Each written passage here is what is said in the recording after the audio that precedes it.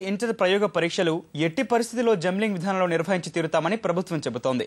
4 ఏళ్లుగా ఇదే మాట చెబుతున్న ఇంటర్ బోర్డును గతంలో జంబ్లింగ్ పై ఎన్నడూ హామీ ఇవ్వలేదంటూ మంత్రి పార్థసారథి వెనకేసుకొచ్చారు.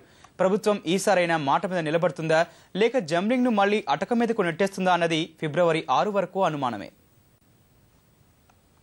ఇంటర్ పరీక్షల కౌంట్ డౌన్ మొదలైంది. మార్చి 6 నుంచి పరీక్షల నిర్వహణకు ఇంటర్ బోర్డు సన్నద్ధమవుతోంది. ఈ ఏడాది ప్రయోగ పరీక్షలను ఎట్టి పరిస్థితుల్లోనూ జంబ్లింగ్ లోనే నిర్వహిస్తామని మాధ్యమిక విద్యామంత్రి పార్థసారథి స్పష్టం చేశారు. 4 ఏళ్లుగా ఇదే మాట చెబుతూ ఆ తర్వాత కార్పొరేట్ కళాశాలలకు తలగుతున్న ప్రభుత్వం ప్రాక్టికల్స్ జంబ్లింగ్ ను వాయిదా వేస్తూ వస్తోంది. దీనికి అసలు కారణం ఏమైనా అన్ని ప్రభుత్వ కళాశాలల్లో ప్రయోగ పరీక్షలకు అవసరమైన పరికరాలు లేవన్నది ఇప్పటి వరకు సర్కారు చెబుతున్నమాట.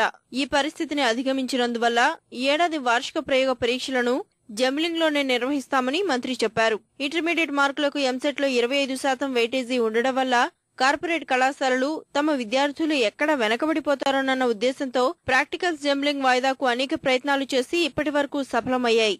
మరి ఈ ఏడాదన్నా సర్కారు ఈ పైరవీలకు తలగకుండా ఏం చేస్తుందన్నది వేచి చూడాలి.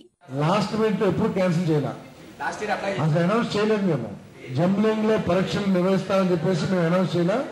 బిగినింగ్ లోనే జంబ్లింగ్ ఈ సంవత్సరం నిర్వహించలేము అని కారణాల మూలంగా మొట్టమొదటి సంవత్సరం ఏమో గవర్నమెంట్ కాలేజీలు దాదాపు 50-60% కాలేజీల్లో సరైన ల్యాబ్ వసతులు లేవు అనే రిపోర్ట్ ఉండటం మూలంగా నెక్స్ట్ తెలంగాణ ఉద్యోగులు ఏదైతే సమ్మె కాలం ఉందో దాని మూలంగా క్లాసెస్ కొన్ని డిస్టర్బ్ అయినాయి.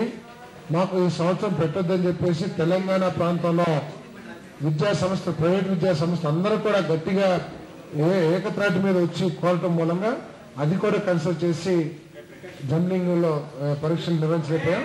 ఈ సంవత్సరం అటువంటి సమస్య ఉండదు. రాష్ట్రంలో ఈ ఏడాది ఇంటర్ పరీక్షలను సుమారు 20 లక్షల మంది రాస్తున్నారు.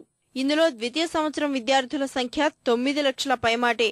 వీరిలో సైన్స్ గ్రూపులకు చెందిన విద్యార్థులు 3.5 లక్షల వరకు ఉంటున్నారు. వీరందరికీ ప్రాక్టికల్ మార్కులే తుది మార్కుల స్కోరింగ్ లో కీలకంగా నిలుస్తాయి.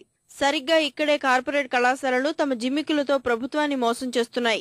రాష్ట్రంలోని 824 ప్రభుత్వ జూనియర్ కళాశాలల్లో ఈసారి పక్కాగా ల్యాబ్ సౌకర్యాలున్నాయని ప్రభుత్వం చెబుతోంది. అందువల్ల ఈసారి ప్రాక్టికల్ జంబ్లింగ్ కు ఢోకా లేదని మంత్రి చెప్పారు. దీంతో పాటు గత ఏడాది ద్వితీయ సంవత్సరంలో అవలంబించిన భౌతిక శాస్త్రం కొత్త తరహా ప్రశ్నాపత్రం విధానాన్నే మరోసారి అమలు చేస్తామని మంత్రి చెప్పారు. అప్పట్లో ప్రశ్నాపత్రం పెట్టిన తికమక మరోసారి పరీక్షకు కారణమైంది.